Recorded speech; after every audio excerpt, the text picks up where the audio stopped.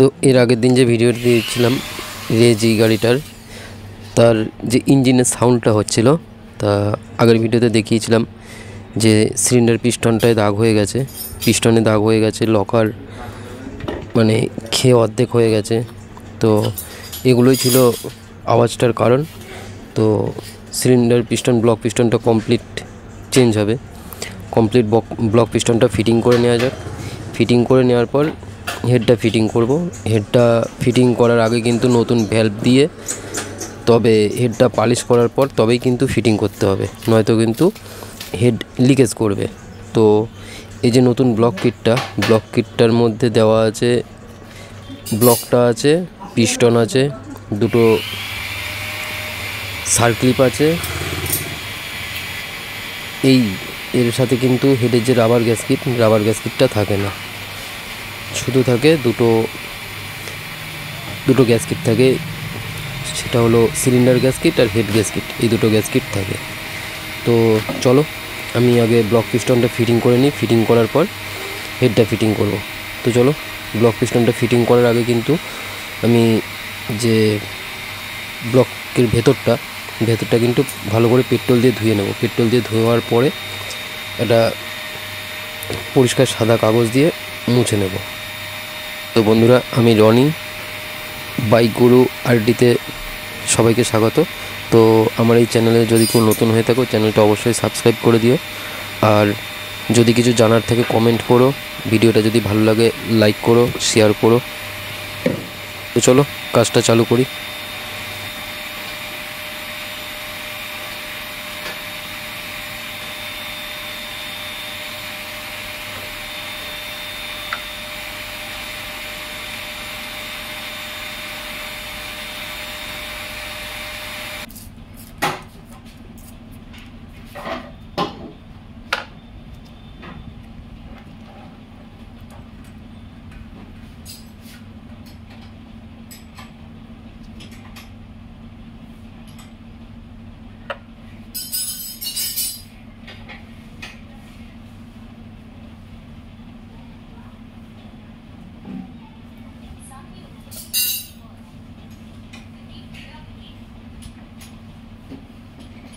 তো ব্লক পিস্টনটা ফিটিং করার সময় এক সাইডে কিন্তু সার্ক্লিপ একটা লক করে নিতে হয়।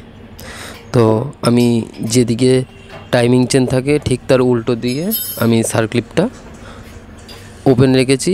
যে সাইডে টাইমিং চেন থাকে সেই সাইডটা কিন্তু সার্ক্লিপটা লক করে দিয়েছি। তো এটা তাতে আমার সুবিধা হয় যখন সার্ক্লিপটা বসানো হয় তখন সুবিধা হয়। তো চলো সার্ক্লিপটা বসিয়ে পিনটা লাগিয়ে নিই। পিনটা লাগিয়ে নেবার পরেই কিন্তু তবে যে পিস্টন রিংগুলো আছে পিস্টন রিংগুলো ফিটিং করব। পিস্টন রিংগুলো ফিটিং করে পিস্টনে মোবিল দেবো, ব্লকটার চারিদিকে মোবিল দিয়ে তবে ফিটিং করব।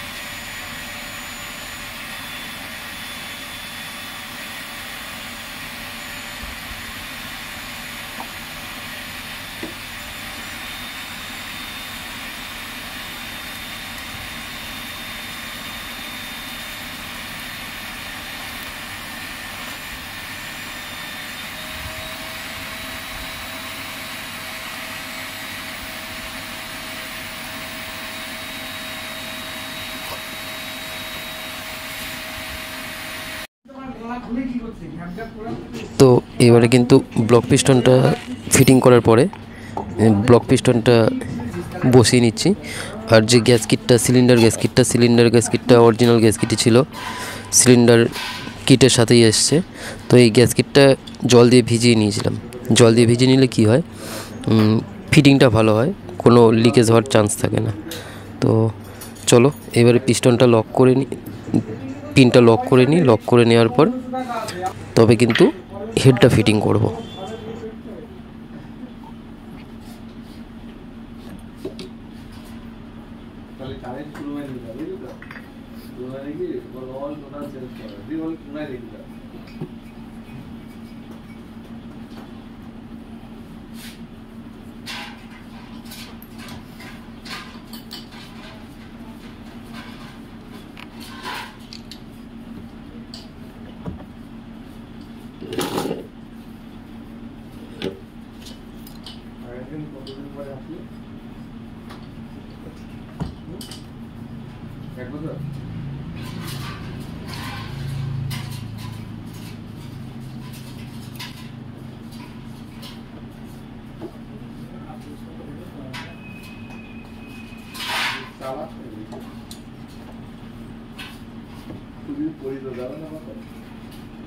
পায়ে রেখে কাজ করবে, হাতে রেখে মারবে।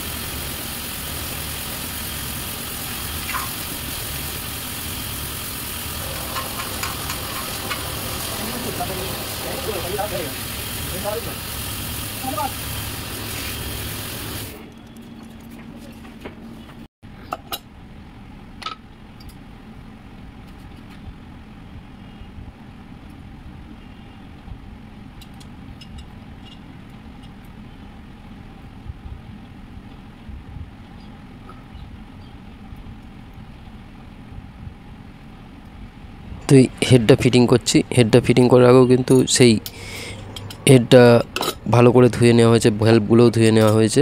ধুয়ে নেওয়ার পর তবেই কিন্তু ভ্যালভ অয়েল সিল দিয়ে ফিটিং করা হয়েছে। এই হচ্ছে লকার, নতুন লকার দেওয়া হয়েছে, কারণ আগের ভিডিওতে দেখালামই তোমাদের লকার খেয়ে গেছিলো। তো নতুন লকার দিয়ে লকারটা ফিটিং করব। লকারটা ফিটিং করার পরে তবে হেডটা ফিটিং করব। তো চলো কন্টিনিউ দেখতে থাকো।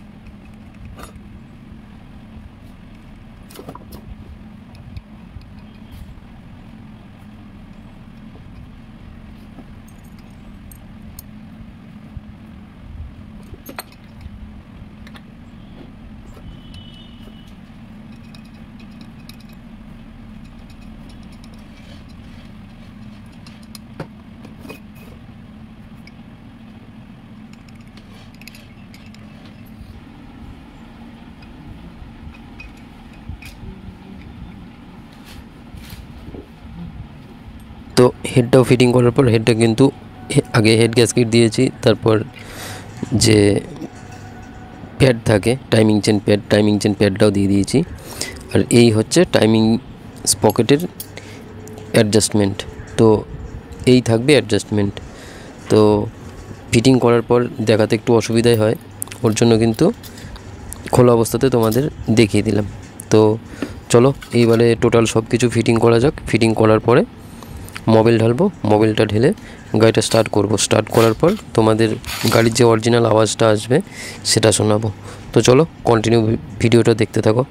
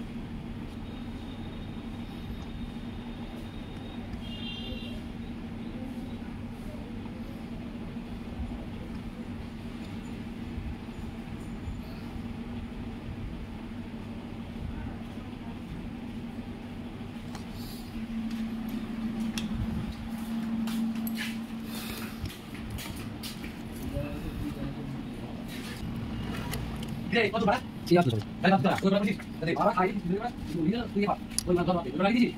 ¿Tacho? Dale, dale, dale, dale, ওই দিন আসা ওটা ওটা ওই কি পরিমাণ দিন আপনি আগে বন্ধ করুন এটা কি বলে আগে আপনি দিলে না কাটা দিন পাঁচ দিন দিন ভালো লাগে বুঝা আগে লেগিটা লাগিনি না তারটা লাগিনি। তো চলো এবারে নতুন মোবিলটা ঢেলে দেওয়া যাক। এটা হচ্ছে ক্যাস্ট্রয়েলের মোবিল। তো এটা হচ্ছে কম্বো প্যাক। মোবিল আর গিয়ার অয়েল একসাথে কম্বো প্যাক। তো মোবিলটা ড্রেন করে দিয়েছি, মোবিলটা ঢেলে দিচ্ছি গাড়িতে। গিয়ার অয়েলটাও কিন্তু ড্রেন করে গিয়ার অয়েলটাও নতুন গিয়ার অয়েল ঢালবো গাড়িতে। তো চলো দেখতে থাকো, স্টার্ট করি, আওয়াজটা শোনো।